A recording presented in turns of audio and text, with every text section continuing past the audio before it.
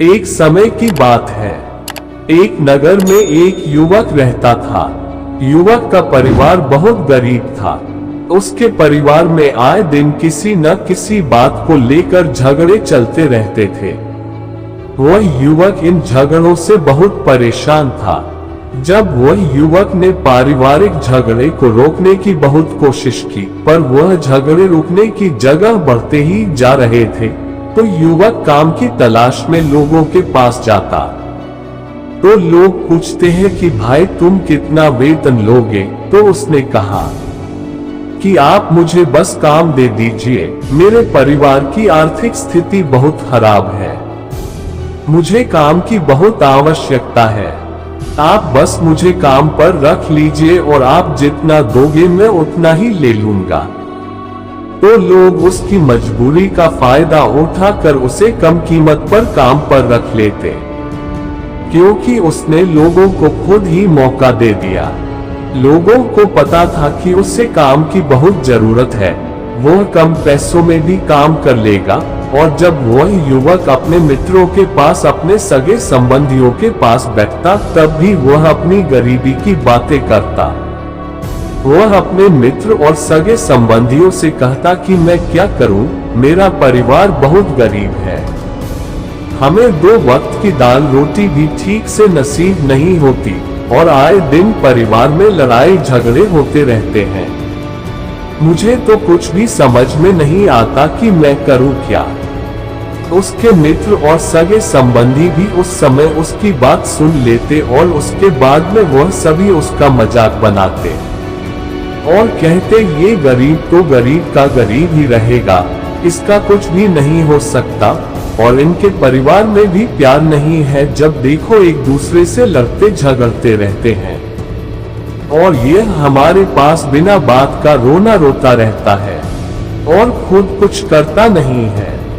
जबकि वह युवक तो उनको अपना समझकर अपनी समस्या बता रहा था ताकि लोग उसकी कोई मदद कर सके, लेकिन किसी ने उसकी मदद तो की नहीं।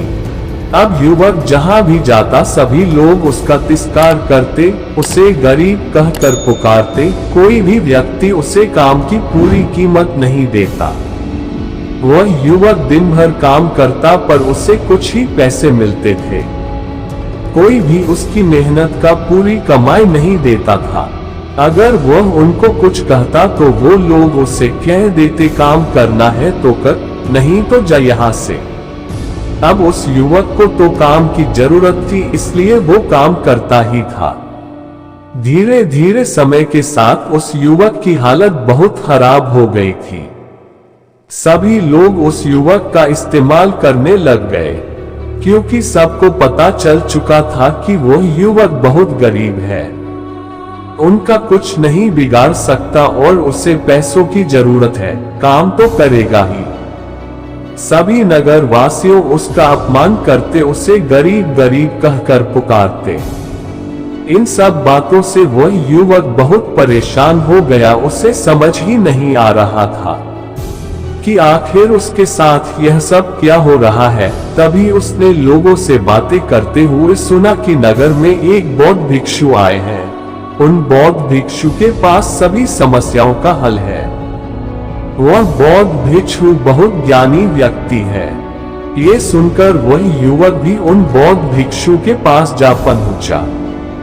वह युवक बौद्ध भिक्षु के पास जाकर उन्हें रोता हुआ बोला कि महाराज सभी लोग मेरे साथ ऐसा क्यों करते हैं।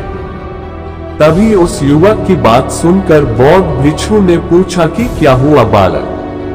तभी वह युवक जोर जोर से रोने लगता है और रोते रोते अपनी सारी बात बौद्ध भिक्षु को बताता है और उनसे कहता है कि महाराज सभी लोग मुझे गरीब गरीब कहकर पुकारते हैं, मेरा मजाक बनाते हैं और कोई भी मनुष्य मुझे अपनी मेहनत की पूरी कमाई नहीं देता है। मैं उनके खेतों में पूरे दिन काम करता हूं और वह मुझे बहुत कम पैसे देते हैं। मेरे सारे मित्र भी मेरा मजाक बनाते हैं। वह बौद्ध भिक्षु उस युवक की सारी बातें बड़े ध्यान से सुनते हैं और उससे पूछते हैं कि सभी नगर वासियों को इस बात का कैसे पता चला कि तुम बहुत गरीब हो और लोग तुम्हें पूरे दिन काम करने के बाद भी इतना कम वेतन क्यों देते हैं। बौद्ध भिक्षु की बात सुनकर युवक बोला कि दरअसल महाराज, मैंने ही नगर वासियों से हमदर्दी पाने के लिए उनसे कहा था कि मैं बहुत गरीब हूँ, मुझे आप काम पर रख लीजिए, जो आप दोगे मैं ले लूंगा। ये सुनकर वह बौद्ध भिक्षु बोले, इसमें लोगों की क्या गलती है? अगर नगर वासी तुम्हारा मजाक बनाते हैं, तुम्हें कम वेतन देते हैं, तो इसमें तुम्हारी गलती है। तुम ही ने उन लोगों को बढ़ावा दिया है। तुम्हें कुछ बातें सिर्फ अपने तक ही सीमित रखनी चाहिए थी, लेकिन तुमने तो वह बातें सबको बता दी। बौद्ध भिक्षु की बात सुनकर वह युवक उनके पैरों में गिर गया और उनसे बोलने लगा कि महाराज, मैं अब क्या करूं? आप मेरी इस परेशानी को दूर करो। युवक की बात सुनकर बौद्ध भिक्षु बोले, देखो, अब जो हो गया उसे तो वापस नहीं लाया जा सकता है, लेकिन आज मैं तुम्हें ऐसी 7 बातें बताऊंगा जो तुम्हें कभी भी किसी को नहीं बतानी है, सिर्फ अपने तक ही सीमित रखनी है, चाहे फिर वह तुम्हारा मित्र ही क्यों ना हो या फिर कोई सगा संबंधी ही क्यों ना हो। तुम्हें यह बातें किसी को नहीं बतानी है। बौद्ध भिक्षु की बात सुनकर वह युवक बड़ी प्रसन्नता से बोला कि बताइए महाराज, वह कौन सी बातें हैं जिन्हें हमें किसी को नहीं बताना चाहिए। फिर बौद्ध भिक्षु ने युवक से कहा कि जो तुम्हें पहली बात किसी को नहीं बतानी चाहिए, एक अपने जीवन का लक्ष्य। तुम्हारे जीवन का सपना हम क्या करते हैं? हम अपने सपने को सभी को बता देते हैं कि मैं ये करूंगा, मैं बड़ा होकर यह बनना चाहता हूँ। हमें ऐसा लगता है कि लोग सुनकर बहुत प्रसन्न होंगे कि मैं कितना बड़ा आदमी बनना चाहता हूँ, लोग मेरी प्रशंसा करेंगे, लेकिन ऐसा होता नहीं है। जब हम अपने सपने को लोगों को बता देते हैं तो हमारे मन में संतुष्टि का भाव जाता है।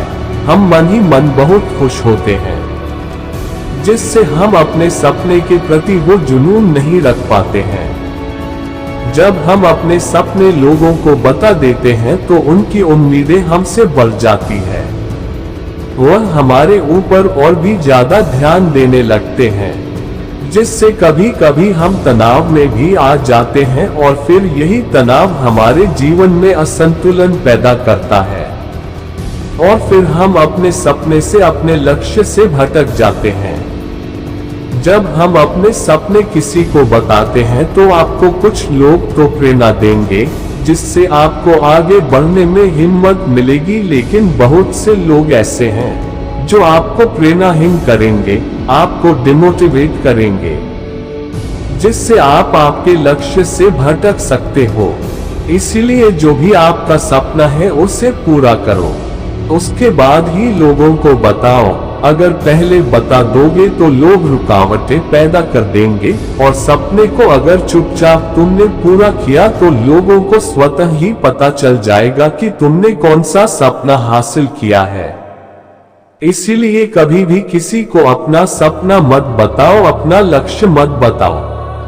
फिर बौद्ध भिक्षु ने युवक से कहा कि दूसरी बात जो तुमने किसी को नहीं बतानी है, 2 हमारी समस्याएं, हमारी परेशानियां। हम क्या करते हैं, जैसे हमें कोई समस्या होती है, कोई परेशानी आती है, तो हम तुरंत लोगों के पास उसके समाधान के लिए पहुंच जाते हैं, उन्हें अपना दुखड़ा सुनाने लगते हैं।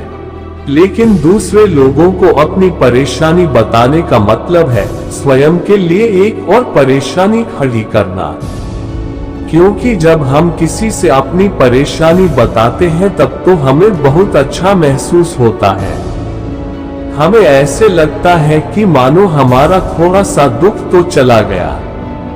लेकिन सभी लोग हमारी परेशानियां कम नहीं करते, बल्कि उन्हें और बढ़ा देते हैं और हमारे सामने कई नई परेशानियां खड़ी कर देते हैं। हम जितने लोगों के साथ अपनी समस्याएं बताते हैं, उनमें से 70% लोग तो ऐसे होते हैं जिनको हमारी परेशानियों से कोई फर्क नहीं पड़ता, बल्कि वह तो हमारा मजाक बनाते हैं। और 20% लोगों को ये जानकर खुशी होती है, और 10% ऐसे लोग ही होते हैं कि जिनको थोड़ा बहुत फर्क पड़ सकता है कि हम कितने परेशान हैं। लेकिन फर्क पड़ने का मतलब यह नहीं है कि वह तुम्हारा साथ दे ही देंगे। जब लोग हमारी परेशानियां, हमारी समस्याओं का मजाक बनाते हैं तो हमें बहुत बड़ा दुख होता है। इसीलिए हमें कभी भी अपनी परेशानियां किसी को नहीं बतानी चाहिए, स्वयं ही उनका हल खोजना चाहिए, क्योंकि हमें हमसे बेहतर कोई नहीं जानता और हम खुद ही बिना किसी की मदद से हर परेशानी से बाहर निकल सकते हैं। फिर बौद्ध भिक्षु युवक को तीसरी बात बताते हुए कहते हैं कि 3. हमें कभी भी अपने परिवार की समस्याएं किसी को नहीं बतानी चाहिए। हम सभी के घर परिवार में कोई ना कोई समस्या जरूर होती है। जहां सब लोग एक साथ रहते हैं तो कहासुनी भी हो जाती है। हमारी परिवार के साथ हमारे संबंध अच्छे हो या बुरे हो, हमें किसी को भी नहीं बताना चाहिए। जब हम दूसरों को इसके बारे में बताते हैं तो लोग मजे लेकर तुम्हारी बातें सुनते हैं। उन्हें कोई फर्क नहीं पड़ता कि तुम किस परेशानी में हो, बल्कि वह लोग तो उन कमजोरियों का फायदा उठाने की कोशिश करेंगे। तुम्हें तुम्हारे परिवार की समस्याओं को आपस में ही अपने परिवार वालों से बात करके सुलझा लेनी चाहिए, तो तुम्हें दूसरे लोगों को बताने की जरूरत ही नहीं पड़ेगी। और जब हम अपने और अपने परिवार की समस्याएं लोगों को बताते हैं तो लोग हमें कमजोर समझने लगते हैं। इस दुनिया में घाव पर मरहम लगाने वाले तो कम है और नमक छिड़कने वाले बहुत ज्यादा है, इसलिए कभी भी किसी को अपने परिवार की स्थितियों के बारे में नहीं बताना चाहिए। 4. अपनी संपत्ति किसी को मत बताना। फिर बौद्ध भिक्षु ने उस युवक को चौथी बात बताते हुए कहा कि तुम लोगों के सामने इस बात को कभी मत बताना कि तुम किन चीजों के मालिक हो या फिर तुम्हारे पास क्या क्या है। तुम तो लोगों को ऐसे ही अपने बारे में बताते हो कि तुम्हारे पास इतने बंगले हैं, इतनी गाड़ी है, इतना धन है, ताकि लोगों को पता चल सके। लेकिन लोग तुम्हारी बातों का गलत मतलब निकाल सकते हैं। वो सोच सकते हैं कि तुम उन्हें नीचा दिखाने के लिए ये सब बातें कर रहे हो, और फिर वह तुमसे नफरत करने लगेंगे। उस समय तो वह कुछ नहीं बोलेंगे, लेकिन अंदर ही अंदर वह तुमसे नफरत करने लग जाएंगे और तुमसे दूर होने लग जाएंगे। तुम्हें गिराने की कोशिश करेंगे और हो सकता है कि तुम्हारी बातें सुनकर तुम्हारे पास इतना धन है ये जानकर कुछ लोग तुम्हारे से झूठे रिश्ते बना ले, तुमसे अपना मतलब भी निकलवा सकते हैं। इस दुनिया में ऐसे बहुत से मतलबी लोग हैं जो लोगों से बस धन पाने की चाहत में रिश्ता जोड़ते हैं। इसीलिए तुम्हें अपना धन किसी को नहीं बताना चाहिए। समय के खेल का किसी को पता नहीं। आज अच्छा है तो जरूरी नहीं कल भी अच्छा हो। मान लो आज तुम्हारे पास खूब धन दौलत है, लेकिन अगर कभी आपके पास नहीं रहे और आप लोगों से मदद मांगोगे तो लोग आपकी मदद नहीं करेंगे, बल्कि आपको ताने मरेंगे। आपसे कहेंगे कि तुम्हारे पास तो इतना धन था, कहाँ गया वह धन? तुम सच बोलते थे या फिर झूठ मूठ का गुणगान करते रहते थे। 5. कभी भी अपनी सफलता का रहस्य किसी को मत बताना। फिर बौद्ध भिक्षु ने उस युवक को 5वीं बात बताते हुए कहा कि कभी भी अपनी सफलता का रहस्य किसी को मत बताना। हमने सफलता हासिल कैसे की है ये बताना कोई गलत नहीं है। अगर कोई मनुष्य उससे सीखकर आगे बढ़ता है तो ये बहुत अच्छी बात है। लेकिन अधिकतर लोग क्या करते हैं, हमारे बताए गए रास्ते पर हूबहू चलना शुरू कर देते हैं। और अगर वह हमारे बताए गए रास्ते पर चलकर असफल हो जाते हैं तो फिर वह हमें ही दोष देने लगते हैं, जबकि हमने तो उनके लिए अच्छा ही किया था, मगर वह हमें ही दोषी मानने लगते हैं और कहते हैं कि काश मैं इसकी बातों में नहीं आया होता, इसने तो मुझे गलत रास्ता बता दिया। जबकि सबके लिए सफलता का एक ही तरीका काम नहीं करता। जिस तरीके से तुम सफल हुए हो जरूरी नहीं कि वैसे ही उन्हें भी सफलता मिल जाए। इसीलिए कभी भी किसी को अपनी सफलता का रहस्य मत बताओ। अगर वह मनुष्य सच में ही तुमसे सफलता का मार्ग जानने की कोशिश करे और उस कार्य उससे बहुत लगन हो और वह बहुत दृढ़ संकल्पी हो कि नहीं मुझे तो ये कार्य करना ही है, तो तुम उसे जरूर बता सकते हो। लेकिन तुम आगे से कभी भी किसी को कुछ मत बताओ, नहीं तो अगर वह लोग असफल रहे तो वह तुम्हें ही दोषी मानने लगेंगे। उन लोगों को इस बात से कोई फर्क नहीं पड़ता कि तुम उनके लिए अच्छा कर रहे हो। 6. अपने द्वारा की गई मदद का ढिढोरा मत पीटो। फिर बौद्ध भिक्षु ने उस युवक को 36 बात बताते हुए कहा, अगर तुम किसी की मदद करते हो तो मदद को लोगों के सामने मत लाओ, क्योंकि इस दुनिया में बहुत से लोग गरीब हैं जिनको हमारी दया दान की आवश्यकता है। लेकिन अगर तुम उन गरीब लोगों की इसलिए मदद करते हो ताकि लोग आपकी तारीफ करें, लोग आपको अच्छी नजरों से देखें, समाज में आपका नाम हो, तो ऐसा दिखावा कभी मत करो। जबकि तुम्हें लोगों की मदद इसलिए नहीं करनी चाहिए कि दूसरे लोग आपकी तारीफ करें, बल्कि आपको लोगों की मदद सच्चे हृदय से बिना किसी को बताए करनी चाहिए, क्योंकि यही मदद आपको अंदर से शांति प्रदान करवाती है। 7. अपनी आमदनी का जिक्र दूसरों के सामने मत करो। फिर बौद्ध भिक्षु उस युवक को 7वीं और अंतिम बात बताते हुए कहते हैं कि कभी भी अपनी आमदनी का जिक्र दूसरों के सामने मत करो, क्योंकि यह एक ऐसी बात है जिसे हमें हमेशा हमारे परिवार तक ही सीमित रखनी चाहिए। अपने मित्रों या फिर अपने सगे संबंधियों को कभी अपनी आमदनी मत बताओ। हमें कभी भी किसी से भी ना तो उसकी आमदनी पूछनी चाहिए और न ही अपनी आमदनी बतानी चाहिए, क्योंकि जब हम लोगों को अपने आमदनी बताते हैं तो लोग हमारी स्थिति का आसानी से पता लगा लेते हैं, जो हमारे लिए बिल्कुल भी सही नहीं है। क्योंकि अगर हमारी आमदनी कम होती है और हम लोगों को बता देते हैं तो लोग हमें गरीब समझकर हमसे दूर होने लगते हैं, हमारा तिरस्कार करने लगते हैं, हमें नीचा दिखाने लगते हैं, हमारी इज्जत नहीं करते। अगर हमारी आमदनी ज्यादा होती है और हम लोगों से उसके बारे में बता देते हैं तो लोग हमसे मतलब से रिश्ते रखना शुरू कर देते हैं। उन्हें हमसे नहीं हमारे पैसों से मतलब होता है। लोग आपसे इसलिए रिश्ता नहीं जुड़ेंगे आप एक अच्छे इंसान हो, बल्कि वह तो आपसे इसलिए रिश्ता जोड़ेंगे क्योंकि आपके पास धन है। जो लोग आपको पसंद नहीं करते वह भी धन की वजह से तुमसे रिश्ता रखेंगे और तुम्हारे साथ ऐसा बर्ताव करेंगे जैसे तुम उनके लिए बहुत खास हो। इसीलिए कभी भी किसी को अपनी आमदनी मत बताओ, बस इसे अपने और अपने परिवार तक ही सीमित रखें, क्योंकि आपका परिवार ही आपकी तरक्की को देखकर खुश होता है। बाकी तो ये दुनिया आपकी तरक्की को देखकर जलने वालों में से है।